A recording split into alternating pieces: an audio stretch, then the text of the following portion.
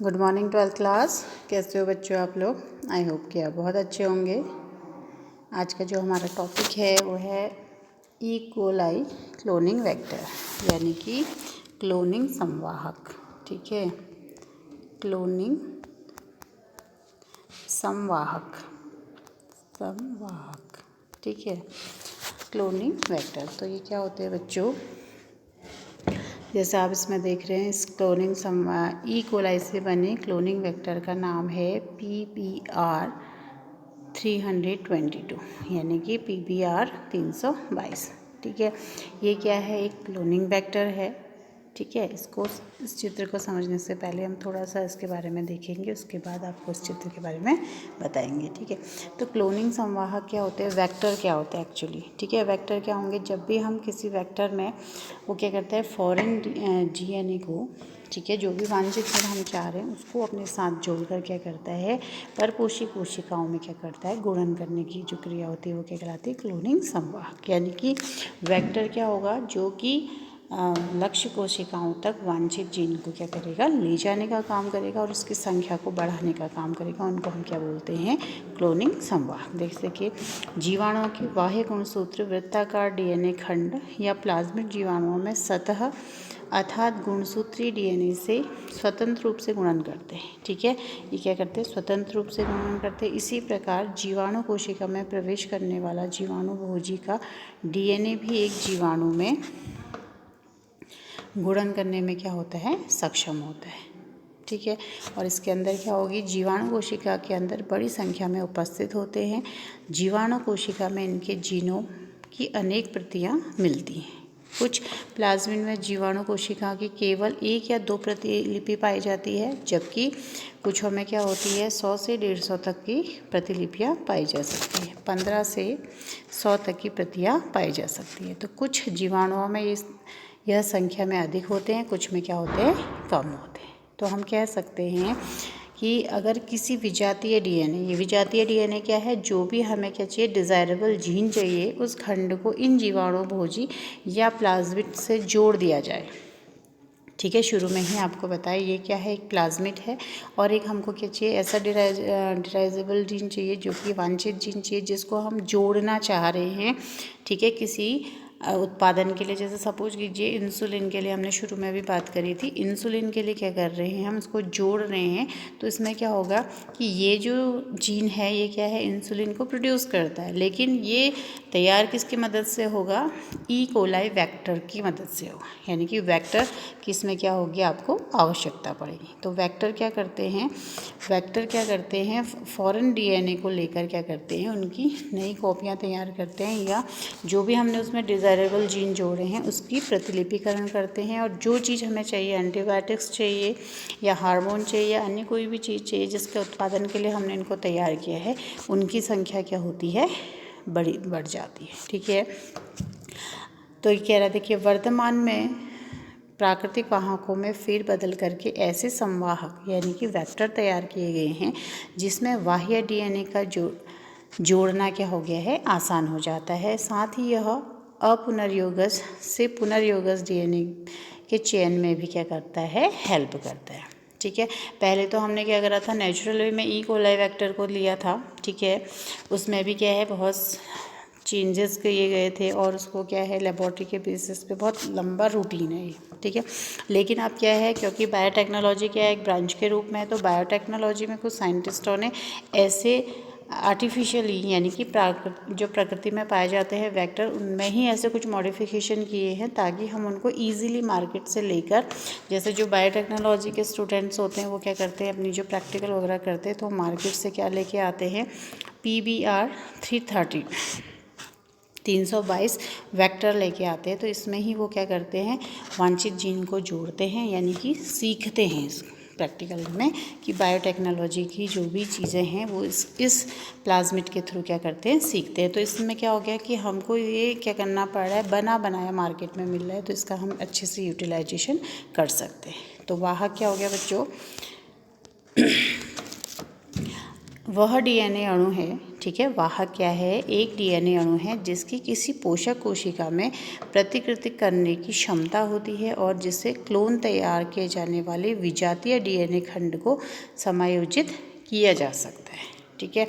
तो वेक्टर क्या हो गया? जैसे मैंने परसों भी आपको बताया था कि क्या है, जो मॉस्किटो है वो किसके लिए काम कर रहा है? प्लाज्मोडियम क्या करता है? मलेरिया कॉज करता है, लेकिन उसको मनुष्य या अन्य जीवों तक ले जाता कौन है? मॉस्किटो ले जाता है। तो यहाँ पर वाहक क्या हो गया आपका? PBBR332, यानी कि प्लाज्मिड क्या है? वाहक का कार्य कर रहे हैं। जो भी हमको डिज़ायरेबल या वांछित फॉरेन जीन चाहिए उसके लिए हम क्या करेंगे? किसी सेल तक या लक्ष्य कोशिकाओं तक पहुँचाने के लिए हम वेक्टर का यूज़ करेंगे, ठीक है बच्चों। अब देखिए एक वेक्टर में क्या क्या गुण होने चाहिए, ठीक है। वेक्टर समझ गए होंगे। वेक्टर क्या है? और डीएनए अणु है, एक डीएनए अणु है जिसमें किसी भी पोषक कोशिका में प्रतिकृति यानी कि रेप्लिकेशन की क्या होनी चाहिए? क्षमता होनी चाहिए, जिससे क्लोन किए जाने वाले विजातीय डीएनए खंड को क्या किया जा सकता है? समायोजित किया जा सकता है। वो एक ऐसा माध्यम है जो कि फॉरेन या डिज़ायरेबल कैरेक्टर को कहाँ तक ले जाएगा? लक्ष्य कोशिकाओं तक या परपोषी कोशिका तक ले जाएगा। अब इसमें क्या गुण होने चाहिए? देखिएगा, पहला है प्रतिकृतिकरण की उत्पत्ति, ओरिजिन ऑफ रेप्लिकेशन और यानी कि इसमें क्या होना चाहिए? एक ओरिजिन स्थल होना चाहिए, ठीक है, जहाँ पर को की रेप्लिकेशन हो सके, ठीक है। तो देखिए किसी प्लाज्मिड या वाहक में वह स्थान जहाँ पर प्रतिकृति क्या होता है? प्रारंभ होता है। डीएनए रेप्लिकेशन में भी हमने पढ़ा था और ही पढ़ा था, यानी कि ओरिजिन ऑफ रेप्लिकेशन। तो डीएनए का वह खंड जहाँ पर, जैसे इसमें देखिए यहाँ पे ओरी लिखा हुआ है, ठीक है, तो यहाँ पर को अगर हम उसको जोड़ देंगे, जो भी हमारा डिज़ायरेबल कैरेक्टर है या जीन है, तो यहाँ पर क्या है? रेप्लिकेशन होने की जो क्षमता है वो क्या है? बढ़ जाएगी, ठीक है। तो वाहक में क्या होना चाहिए कि उसमें एक ओरिजिन ऑफ रेप्लिकेशन सेंटर होना चाहिए, ठीक है, जिससे क्या होगा कि डीएनए का वह अनुक्रम ई है जहाँ पर प्रतिकृतिकरण क्या होता है? प्रारंभ होता है। अगर किसी विजातीय डीएनए को इस अनुक्रम के साथ जोड़ दिया जाए तो वो क्या करेगा? उस पोषक कोशिका के अंदर प्रतिकृतिकरण करके, यानी कि अपनी कॉपीज़ को क्या करेगा? बढ़ा देगा संख्या में, ठीक है, और इसके नियंत्रण के लिए भी उत्तरदायी होगा। अतः लक्ष्य डीएनए की अधिक संख्या में प्रतिकृति क्या होंगी? प्राप्त होंगी। ऐसे वाहक क्लोन क्या होना चाहिए? ऐसा जो वाहक होना चाहिए उसमें ये गुण क्या होना चाहिए? यानी कि कम से कम एक ऐसा पॉइंट होना चाहिए जहाँ पर कि उसमें क्या हो? रेप्लिकेशन हो सके। प्रतिकृतिकरण के इन उद्गम स्थलों को हम क्या कहते हैं? ओरी कहते हैं। प्लाज्मिड में ऐसे क्रम प्राकृतिक रूप से उपस्थित होते हैं, परंतु प्लाज्मिड में अनेक आवश्यक जीन भी होते हैं। इस समस्या के समाधान के लिए प्राकृतिक प्लाज्मिड में ऐसे फेरबदल किए गए हैं जो क्लोनिंग में भी सहायक होते हैं। तो इसी प्रकार का एक जो प्लाज्मिड है वो है PBR322, ठीक है।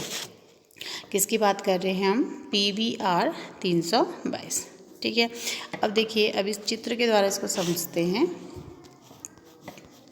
ये देखिए, इसकी बात हम कर रहे हैं, ठीक है। हम क्या बात कर रहे हैं? वाहक की बात कर रहे हैं या वेक्टर की बात कर रहे हैं। अभी हमने क्या बोला कि PBR322 जो है वो क्या है? एक प्राकृतिक रूप से मैं थोड़ा बहुत मॉडिफिकेशन करके जो साइंटिस्ट थे उन्होंने इसको क्या करा है? मार्केट में अवेलेबल किया है। किसके लिए? बायोटेक्नोलॉजी के स्टूडेंट्स के लिए। तो उन्होंने क्या किया? इसको क्या है?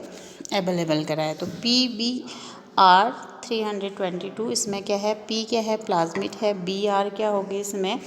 जिन साइंटिस्टों ने इसको क्रिएट किया है, बोरीवर, इनके नाम है आपके बोलीवर और रोड्रिगेज,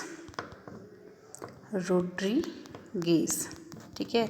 बोरीवर और रोड्रिगेज क्या हैं? बोलीवर और रोड्रिगेज। तो P फॉर तो प्लाज्मिड हो गया, BR मतलब साइंटिस्ट के नाम बोलीवर और रोड्रिगेज, और 322 यानी कि ये जो स्लाइड नंबर होगा, क्योंकि जब भी हम क्या कर रहे हैं? प्रैक्टिकल कर रहे हैं किसी लेबॉर्ट्री में, तो जब इन्होंने प्रैक्टिकल किया होगा या इस पर खोज कर रहे होंगे तो अनेक स्लाइड्स होंगी, तो इस स्लाइड का जो नंबर था वो क्या था? 322 था।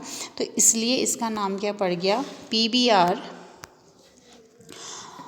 क्या बढ़ गया, PBr 322, यानी कि P for plasmid, B for Bolivar और रोड्रिगेज जो साइंटिस्ट है जिन्होंने इसको बनाया है, और 322 क्या होगी, स्लाइड नंबर हो गया, यानी कि स्लाइड में इसको क्रिएट किया होगा तो उस स्लाइड का ये नंबर हो गया। ठीक है, तो ई कोलाई क्लोनिंग वेक्टर ये क्या है, मार्केट में आसानी से उपलब्ध है, तो इसमें हमको ज़्यादा खोजबीन करने की आवश्यकता नहीं। अब देखिए इसमें, देखिए यहाँ पे क्या लिखा हुआ है, ओरी लिखा है। तो अभी हम जिसकी बात कर रहे थे कि किसी भी वाहक में क्या होना चाहिए, क्या गुण होना चाहिए, उसमें ओरिजिन होना चाहिए, यानी कि ओरी का जो पॉइंट होना चाहिए, जो कि क्या होता है, प्रतिकृति के लिए उत्तरदायी होता है, प्रतिकृतिकरण या रेप्लिकेशन के लिए उत्तरदायी होता है।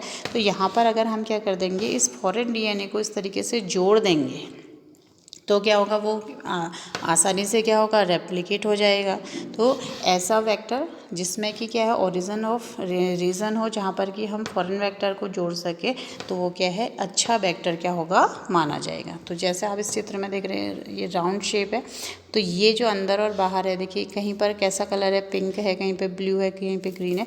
तो ये क्या है, अलग अलग इसके कट के साइड है, यानी कि जितने भी बाहर की ओर ये लगे हैं, जैसे हिंड थर्ड है, ठीक है, हिंड सेकंड आपको बताया था मैंने, हिंड सेकंड क्या है, पहला रिस्ट्रिक्शन एंजाइम, एंडोन्यूक्लियस एंजाइम है, जो कि DNA को एक विशिष्ट अनुक्रम में क्या करता है, काटता है। तो ऐसे ही इसके बाहर जितने भी हैं, क्ले 1 है, हिंड 2 है, बाम HI है, साल 1 है, PVU सेकंड है, ये है ई कोलार आयन है, सारे ही जितने भी बाहर की ओर लगे हैं, ये सब क्या है, आपके एंडोन्यूक्लियस एंजाइम है, जो कि DNA को क्या करेंगे, एक विशिष्ट अनुक्रम में क्या कर सकते हैं, काट सकते हैं। और जो इसका डबल स्टैक्ड, जैसे DNA क्या है, डबल स्टैंडर्ड है, तो ये जो दिखा रहा है, ये लाइन और ये लाइन, ये क्या कर रही है, एक सर्कुलर DNA को शो कर रही है। तो ये क्या हो गया, सिंगल स्टैंड, ये क्या हो गया, इसका डबल स्टैंड। तो अंदर की ओर क्या है, इसमें सेलेक्टेबल मार्कर लगे हुए हैं।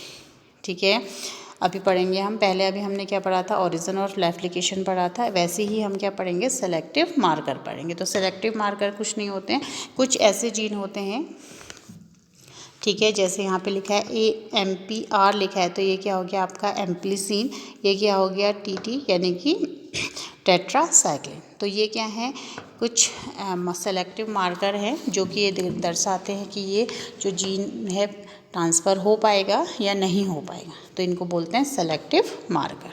ठीक है बच्चों, तो क्या कहा मैंने कि ये जो लाइन है और ये जो लाइन है, ये क्या है, एक जो हमारा DNA का डबल स्टैंडर्ड स्ट्रक्चर है, वो किस रूप में आ गया है, राउंड, क्योंकि जो प्लाज्मिड होते हैं वो कैसे होते हैं, हमेशा राउंड शेप में होते हैं। तो ये और ये क्या है, डबल स्टैंडर्ड DNA है। और DNA में क्या हमने बोला कि जो वाहक होंगे वो क्या होगा, उसमें एक ओरिजिन ऑफ रेप्लिकेशन पॉइंट होना चाहिए, जहाँ पर को हम क्या करेंगे, फॉरेन DNA को जोड़ेंगे तो उसकी प्रतिलिपियाँ उतनी ही जल्दी से क्या होंगी, बनेंगी।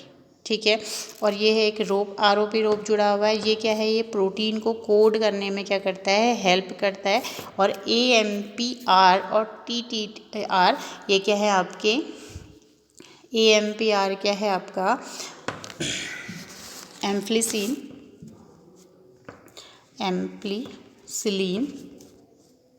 ठीक है, एम्प्लीसिलीन। और जो टेट है, यानी कि इसका नाम है आपका टेट्रासाइक्लिन, ठीक है, टेट्रासाइक्लिन क्या है, टेट्रासाइक्लिन, नीचे लिख देती हूँ यहाँ पे। ठीक है, तो AMP का नाम क्या हो गया आपका, एम्प्लीसिन जीन है, ये एंटीबायोटिक है, ठीक है, एंटीबायोटिक के लिए जीन है। और TET क्या है आपका, टेट्रासाइक्लिन, ये भी क्या है, एक प्रकार का जीन है, एंटीबायोटिक जीन है, लेकिन ये यहाँ पर कैसे काम कर रहा है, सेलेक्टिव मार्कर के रूप में क्या कर रहा है, काम कर रहा है। ठीक है, और जितने भी बाहर की ओर ये लगे हुए हैं, ये क्या हैं आपके, सारे ही एंडोन्यूक्लियस एंजाइम है, चाहे वो बाम H1 हो, ये हो, ठीक है, ये है ई कोलाई आर हो, क्ले हो, हिंड थर्ड हो। तो कहने का मतलब है कि PBr 322 एक ऐसा human made E coli cloning vector है जो मार्केट में आसानी से अवेलेबल है, और इसमें हम बहुत सारे प्रैक्टिकल भी कर सकते हैं। तो इसमें क्या है कि जो अलग अलग कलर से शो कर रहा है, वहाँ पर अलग अलग क्या है, एंडोन्यूक्लियस एंजाइम है। तो क्या कर रहा है कि अगर साल 1 है तो उसको इस स्थान से क्या करेगा, कट करेगा। ठीक है, एंडोन्यूक्लियस एंजाइम क्या है, आणविक कैंचियाँ हैं जो DNA को विशिष्ट अनुक्रम में क्या करती हैं, काटती हैं। ठीक हो गया। बाम एच आई किस काटेगा, इस रीजन पे काटेगा। हिंड थर्ड क्या करेगा, इस रीजन से इसको काटेगा। और क्ले वन क्या करेगा, इस रीजन से काटेगा। और ई को R1 इस रीजन से काटेगा। तो इसमें क्या रहते हैं कि इस स्थान क्या होते हैं, सब पता होते हैं कि हमको किस एंडोन्यूक्लियस एंजाइम से डीएनए को किस स्थान पर काटना है। ठीक है, तो ये क्या हो गया आपका E coli cloning vector PBR 322। ठीक है, तो इसको दो साइंटिस्टों ने बनाया था। कौन कौन थे वो, बोरीवर और रोड्रिगेज। तो इसमें पी क्या है, प्लाज्मिड हो गया। ठीक है, BR क्या हो गया, बोरीवर और रोड्रिगेज। और 322 है इसका नंबर, वो क्या हो गया, इसकी स्लाइड नंबर हो गया। तो इस तरीके से इसका नाम क्या पड़ा, जो ये वेक्टर है PBR 322। ठीक है बच्चों, तो चित्र को समझ गए होंगे आप कि ये जो है, ये पूरा जो चित्र है वो किसका है, ई कोलाई क्लोनिंग वेक्टर का है। ठीक है, क्लोनिंग संवाहक का है। संवाहक या वेक्टर क्या होते हैं, जो किसी भी फॉरेन जीन को या डिज़ायरेबल जीन को क्या करते हैं, जब उनको हम उसमें जोड़ देते हैं तो वो क्या करते हैं, लक्ष्य कोशिकाओं या परपोषी कोशिकाओं तक उसको पहुंचाते हैं और वहाँ पर गुणन करने लगते हैं। ठीक है, तो इसमें क्या है कि ये डबल हेक्सल डीएनए है। अंदर की ओर इसमें क्या लगे हुए हैं, एक जगह पर ओरिजिन ऑफ रेप्लिकेशन है, एक जगह पर रोप है। ये क्या करेगा, प्रोटीन को कोड करने के लिए में हेल्प करेगा।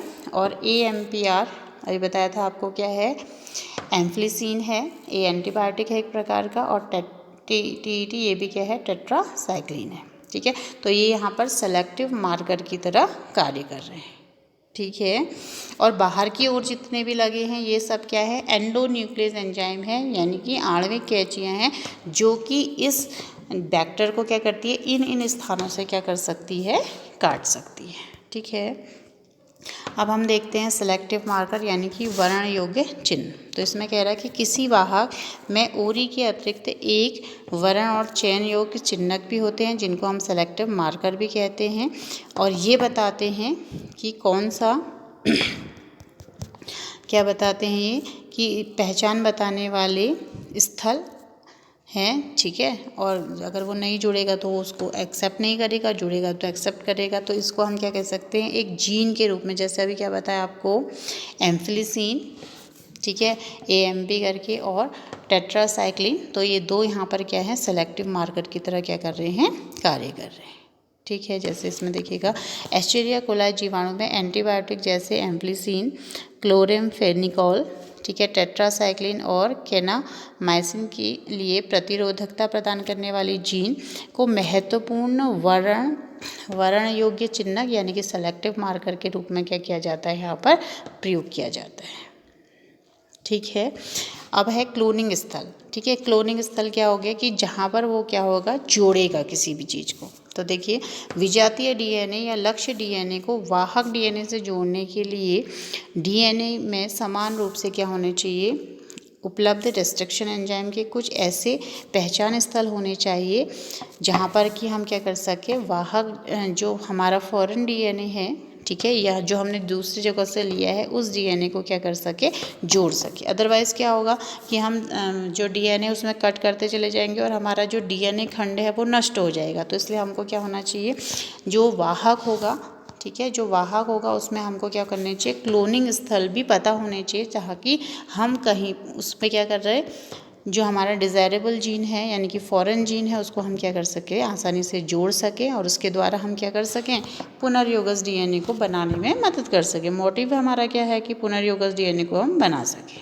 ठीक है, पुनर्योगज डीएनए क्या हो गया कि जब दो डीएनए अलग अलग दो डीएनए खंडों को हम आपस में मिला देते हैं तो वो क्या कहलाता है, आपका पुनर्योगज डीएनए। ठीक है बच्चों, तो आज क्या पढ़ा हमने क्या पढ़ा बताइए, ई कोलाई क्लोनिंग वेक्टर। ठीक है, क्या पढ़ा है, वेक्टर के बारे में पढ़ा है कि जो वेक्टर होते हैं वो क्या होते हैं, क्लोनिंग संवाहक पढ़ा है कि क्लोनिंग वेक्टर, जिस वेक्टर से हम किसी भी फॉरेन डीएनए को जोड़ रहे हैं उसमें क्या क्या क्वालिटीज़ होनी चाहिए। तो उसमें क्या क्या क्वालिटीज़ होनी चाहिए, एक स्थान क्या होना चाहिए जहाँ पर कि ओरिजिन ऑफ रेप्लिकेशन होना चाहिए, जहाँ पर कि हम फॉरेन डीएनए को अगर जोड़ते हैं तो वो जल्दी से क्या करे, रेप्लिकेट करे। और एक रोप होना चाहिए जो कि प्रोटीन संश्लेषण में उसकी हेल्प करे। ठीक है, और उसमें क्या होने चाहिए, सेलेक्टिव मार्कर होने चाहिए। ठीक है, तो अगर ई कोलाई क्लोनिंग वेक्टर जो PBR 322 है उसमें जो अंदर की ओर लिखे हैं वो तो क्या हैं, ये दोनों सेलेक्टिव मार्कर हैं। ये ओरिजिन ऑफ है, उसका स्थान है ओरिजिन का, और रोप क्या है, प्रोटीन संश्लेषण की। और जितने भी बाहर की ओर हैं वो क्या है, एंडोन्यूक्लियस एंजाइम है। ठीक है बच्चों, क्या है, एंडोन्यूक्लियस एंजाइम है जो कि इस जगहों पर, ठीक है, जितने भी यहाँ पर दिए गए हैं इस जगहों पर इसको क्या कर सकते हैं, काट कर फॉरेन DNA को क्या कर सकते हैं, जोड़ सकते हैं। ठीक है, ये सारे क्या हो गए आपके एंडोन्यूक्लियस एंजाइम। ठीक है,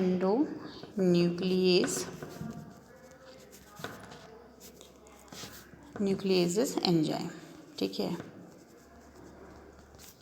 तो ये क्या हो गया आपके एंडोन्यूक्लियस एंजाइम। जितने भी बाहर की ओर लगे उस स्थान पर, बाम HI है तो यहाँ से काटेगा, साल्वन है तो यहाँ से काटेगा, मतलब इसमें मार्कर लगे रहते हैं कौन सा एंडोन्यूक्लियस इसको किस किस जगहों पर काट सकता है और कहाँ कहाँ पर हम इसको फॉरेन DNA से जोड़ सकते हैं ताकि हमको क्या मिल जाए, पुनर्योगज DNA प्राप्त हो जाए। ठीक है बच्चों, अब देखते हैं, थोड़ा सा क्वेश्चन देख लेते हैं। कल हमने क्या पढ़ा था, जेल इलेक्ट्रोफोरेसिस पढ़ा था। ठीक है, तो पहला क्वेश्चन है इसमें, gel electrophoresis is used for, क्यों यूज़ करते हैं हम जेल इलेक्ट्रोफोरेसिस को, तो इसका आंसर है D, separation of DNA fragment according to their size. यानी कि DNA को हम क्या करते हैं, उसके छोटे बड़े खंडों को एक सीक्वेंस में लाने के लिए, मशीन भी दिखाया था आपको। यहाँ पर से अगर हम DNA डालते हैं और ये क्या है आपका एनोड है और यहाँ पर है कैथोड, तो कैथोड से हम बलपूर्वक जब DNA को क्या करते हैं, पास कराते हैं, तो वो कहाँ की ओर जाते हैं, एनोड की ओर जाते हैं, और एक क्या करते हैं, लंबाई के अनुसार क्या हो जाते हैं, अरेंज हो जाते हैं। सबसे छोटा सबसे आगे जाएगा, मूवमेंट हाई करेगा, और जो बड़े होते हैं वो पीछे रह जाते हैं। तो इट मीन इलेक्ट्रोफोरेसिस का यूज़ कहाँ करते हैं हम, separation of DNA fragment according to their size. ठीक है, नेक्स्ट देखते हैं, the movement of DNA during the process of electrophoresis. कह रहा है कि जो इलेक्ट्रोफोरेसिस में DNA का जो मूवमेंट होता है कहाँ से कहाँ की ओर होता है। ठीक है, तो इसमें क्या होगा, C और D सही है, यानी कि from the cathode to anode. ठीक है, और B क्या है, negative pole to positive pole, यानी कि अभी अभी बताया था ना कि C क्या है, कैथोड, ये हो गया एनोड आपका। ठीक है, अगर आपको याद नहीं हो रहा है तो DNA में इसका देखिए, DNA क्या हो गया, सेल्फ, इसको DNA मान सकते हैं, नेगेटिव मतलब नेगेटिवली चार्ज्ड है, और कहाँ की ओर जा रहा है, A मतलब एनोड की ओर जा रहा है। तो ऐसे भी आप याद कर सकते हैं। ठीक है, DNA भी आपको बता देगा कि कहाँ की, DNA इसको पूरा DNA मान लेते हैं, नेगेटिवली चार्ज्ड है, A मतलब एनोड की ओर जा रहा है। तो कह सकते हैं कि जो इसमें क्या होंगे, हमारे DNA के मॉलिक्यूल्स होंगे या DNA खंड होंगे वो कहाँ की ओर करेंगे, कैथोड टू एनोड की, यानी कि नेगेटिव टू पॉजिटिव इनकी ओर क्या करेंगे, मूव करेंगे। ठीक है, नेक्स्ट है the matrix use in a gel electrophoresis, यानी कि वो कौन सा जेल है जिसका यूज़ हम जेल इलेक्ट्रोफोरेसिस में करते हैं। तो वो जेल का नाम क्या था आपका, एगारोज, जो कि हमने सीवीड से प्राप्त किया था। फिर आपका hint second has recognise sequence base pair. ठीक है, तो जो हिंट सेकंड होता है वो छठे बेस पेयर की उसको क्या करता है, 6 स्थलों से काट सकता है। नेक्स्ट है DNA segment cleaved by the Eco R1 is. ठीक है, तो किस सेगमेंट पे काट रहा है, तो इसका सीक्वेंस होता है क्या, GAATTC। ठीक है, GAATTC, और इसका अपोजिट क्या आ जाएगा आपका, CTTAAG। तो ये क्या हो गया आपका क्वेश्चन हो गए। ठीक है, तो इसको देख लीजिएगा। और जो अभी आज आपको पढ़ाया है, क्या पढ़ाया था, E coli cloning vector PBR 322 NCERT में आपको आराम से मिल जाएगा, तो इसको आप अपनी कॉपी में कर लीजिएगा। तो आज के लिए इतना ही, थैंक यू।